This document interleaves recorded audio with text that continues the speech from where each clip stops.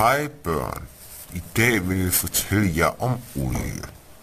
Verden er ved at løbe tør for olie, så vi er nødt til at finde en ny energikilde.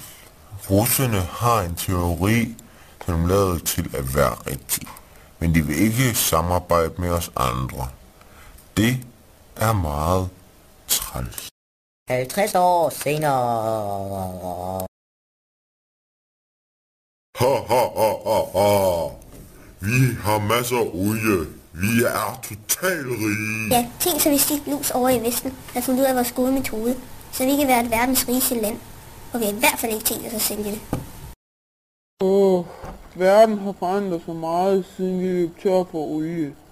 Vi er flyttet i små stammer, hvor vi skal hente vand fra floder og jage, ligesom i de gamle dage. Nu kan vi ikke producere de samme ting, som vi kunne før, fordi vi ingen olie har.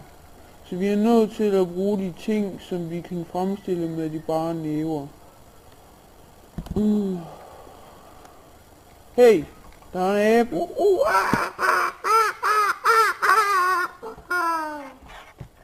Yeah! Så er der festmåltid.